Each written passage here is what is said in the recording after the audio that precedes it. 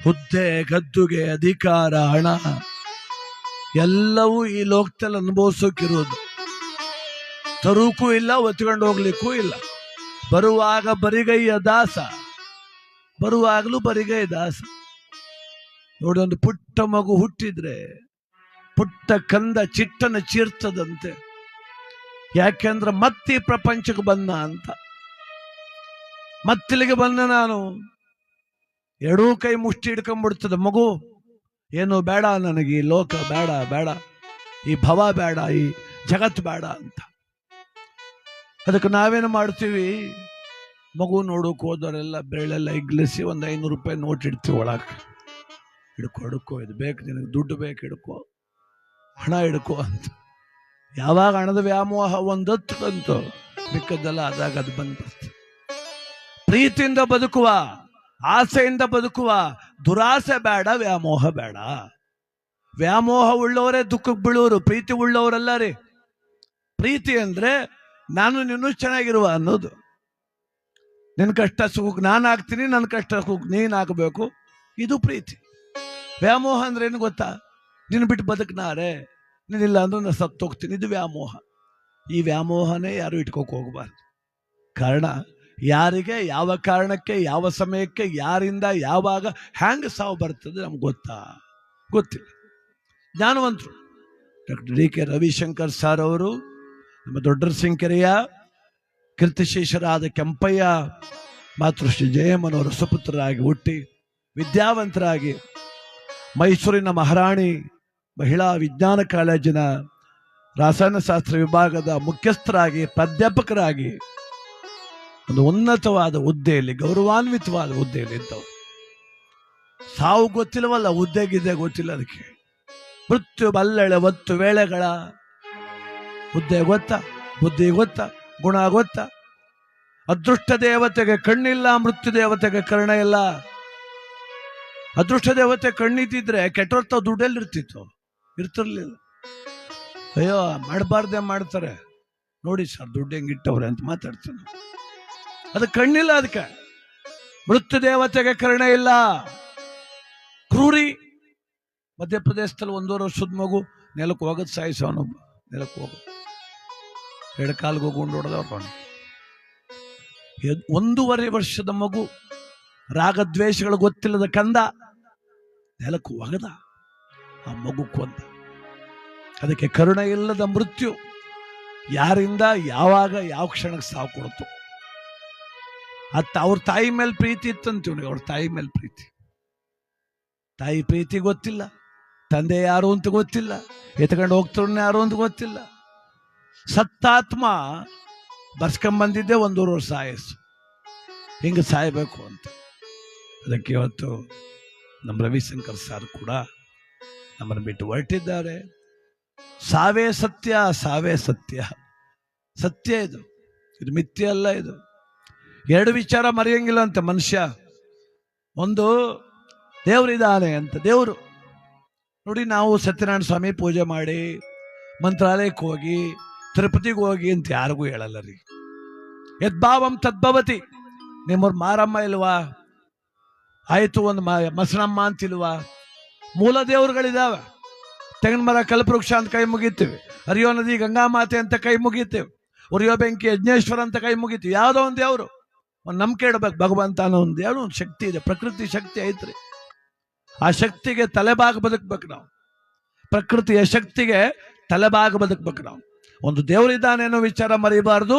ಮತ್ತೊಂದು, ನನಗೊಂದಿನ ಸಾವು ಬರ್ತದೆ ಅನ್ನೋ ವಿಚಾರ ಮರಿಬಾರ್ದು. ಈ ಜಗತ್ತಲ್ಲಿ ಧರ್ಮಗಳು ಅಂತಿದ್ದಾವೆ. ಯಾವ್ಯಾವ್ದು ಗೊತ್ತಾ? ತಂದೆ ತಾಯಿ ಧರ್ಮ ಏನು, ಮಕ್ಕಳ ಧರ್ಮ ಏನು, ಅಣ್ಣ ತಮ್ಮಂದ್ರ ಧರ್ಮ ಏನು, ಭಾತೃ ಧರ್ಮ ಏನು, ಪಿತೃಧರ್ಮ ಏನು, ಸತಿಪತಿಗಳ ಧರ್ಮ ಏನು, ಪತಿ ಅಂದ್ರೇನು, ಸತಿ ಅಂದ್ರೇನು. ಈ ಜ್ಞಾನ ಇಲ್ಲ ಅಂದ್ರೆ ಬಹಳ ಕಷ್ಟ ಆಗ್ತದೆ. ಅದಕ್ಕೆ ಗಂಡನ ಜೋಪಾನ ಮಾಡೆ ನನ್ನವ್ವ, ಗಂಡನೆಂದರೆ ಮನೆಗೆ ದೇವರು ಕಾಣವ್ವ. ವೈದವ್ಯ ಅನ್ನೋದು ಹೆಣ್ಣಿಗೆ ಮಾತ್ರ ಅಲ್ಲ ರೀ, ಗಂಡಿಗೂ ಬರ್ತದೆ. ಗಂಡನ ಕಳ್ಕೊಂಡು ಹೆಣ್ಣು ಮಗಳು ಎಷ್ಟು ನೋವು ಅನುಭವಿಸ್ತಾಳೋ, ಹೆಂಡತಿ ಕಳ್ಕೊಂಡು ಗಂಡ ಅದಕ್ಕಿಂತ 2 ಪಟ್ಟು ನೋವು ಅನುಭವಿಸ್ತಾನೆ. ನಿಜವಾಗಿ ಹೇಳ್ಬೇಕಂದ್ರೆ ಗಂಡನ ಕಳ್ಕೊಂಡು ಹೆಣ್ಣು ಮಕ್ಕಳೇ ಬದುಕ್ತಾರ ಚೆನ್ನಾಗಿ. ಆದರೆ 45-50ನೇ ವಯಸ್ಸಲ್ಲಿ ಯಾರು ಹೆಂಡತಿ ಕಳ್ಕೊಂಡ್ಬಿಟ್ರೆ ಅವರ ಬದುಕು ಅತ್ಯಂತ ದೀನಾಯ ಸ್ಥಿತಿಗೆ ತಲುಪಿಡುತ್ತೆ. ಅದಕ್ಕೆ ಗಣಗಲಿರುವುದು ಕುಂಕುಮದ ರಾಶಿಯವ್ವ,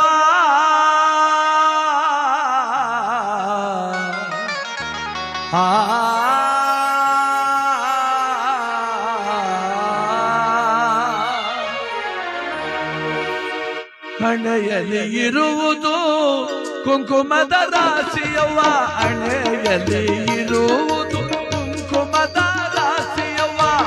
ಆ ರಾಶಿ ಹೋದ ಮ್ಯಾಲೆ, ಆ ರಾಶಿ ಹೋದ ಮ್ಯಾಲೆ ಪರದೇಶಿ ನೀನವ್ವ. ಗಂಡನ ಜೋಪಾನ ಮಾಡೆ ನನ್ನವ್ವ, ಗಂಡನ ಜೋಪಾನ ಮಾಡೆ ನನ್ನವ್ವ. ಗಂಡನೆಂದರೆ ಮನೆಯ, ಗಂಡನೆಂದರೆ ಮನೆಯ ದೇವರು ಕಾಣವ್ವ. ಗಂಡನ ಜೋಪಾನ ಮಾಡೆ ನನ್ನವ್ವ.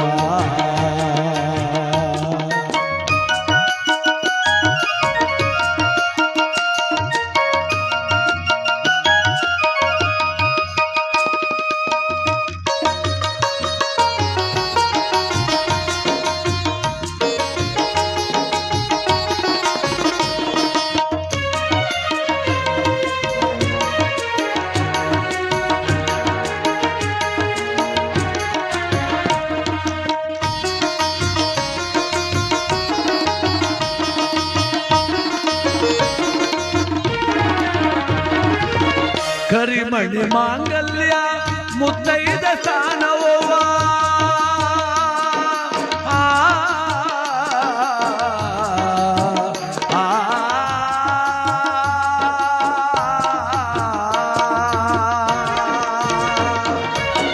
ಕರಿಮಣಿ ಮಾಂಗಲ್ಯ ಮುತ್ತೈದ ಸ್ಥಾನವ್ವ, ಕರಿಮಣಿ ಮಾಂಗಲ್ಯ ಮುತ್ತೈದ ಸ್ಥಾನವ್ವ.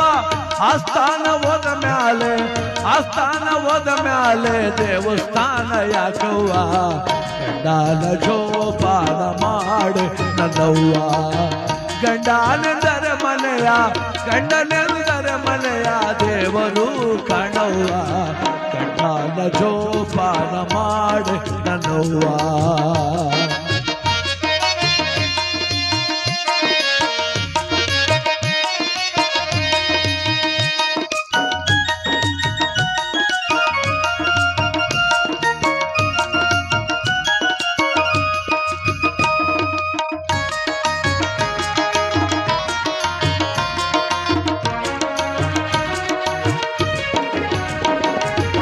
ಮುಂಗೈಯಲ್ಲಿರುವುದು ಮುತ್ತೈದ ಬಳೆಗಳವ್ವ,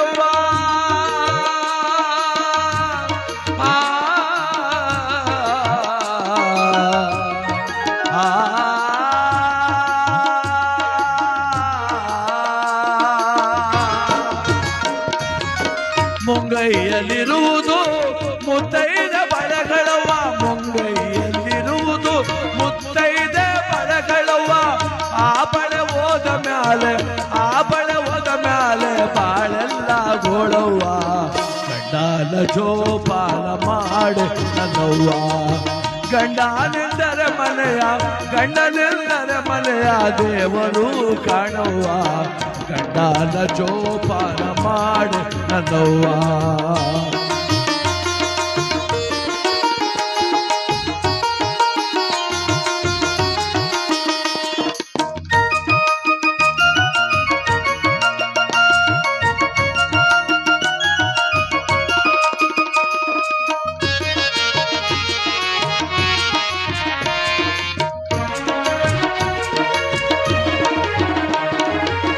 ನಿನ್ನ ಗಂಡ ಹುಚ್ಚನೆಂದು ನೀ ಹೆಚ್ಚು ಭಯಬೇಡ,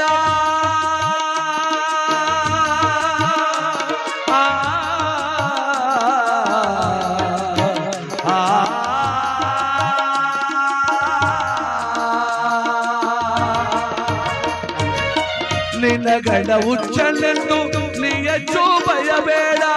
ಆ ಹುಚ್ಚ ಹೋದ ಮ್ಯಾಲೆ, ಆ ಹುಚ್ಚ ಹೋದ ಮ್ಯಾಲೆ ನೀ ಹುಚ್ಚಿ ಕಾಣವ್ವ. ಗಂಡನ ಜೋಪಾನ ಮಾಡೆ ನನ್ನವ್ವ. ಗಂಡನೆಂದರೆ ಮನೆಯ ದೇವರು ಕಣವ್ವ, ಗಂಡನ ಜೋಪಾನ ಮಾಡೆ ನನ್ನವ್ವ.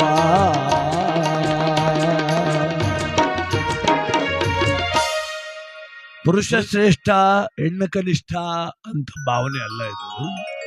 ಗಂಡ ಹೆಂಡತಿನೂ ಜೋಪಾನ ಮಾಡಬೇಕು, ಹೆಂಡತಿ ಗಂಡನ್ನೂ ಜೋಪಾನ ಮಾಡಬೇಕು. ಇಬ್ಬರು ಸೇರಿ ಆ ಕುಟುಂಬವನ್ನ ಪ್ರೀತಿಯಿಂದ ಮುನ್ನಡೆಸ್ಬೇಕ್ರಿ. ಸಮಸ್ಯೆ ಇಲ್ಲ, ಸಂಸಾರ ಇಲ್ಲ ಜಗತ್ತಲ್ಲಿ. ರೋಗ ಇಲ್ದರೂ ದೇಹ ಇಲ್ಲ.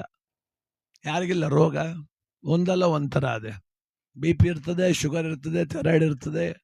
ಇವ್ಯಾವುದೂ ಇಲ್ಲ ಅಂದ್ರೂ ಅಹಂಕಾರನಾರು ಇರ್ತದೆ, ಅದು ಒಂದು ರೋಗವೇ, ಅದು ಇರ್ತದೆ. ಅದಕ್ಕೆ ನಾವು ಎದುರ್ಕೊಂಡ್ರೆ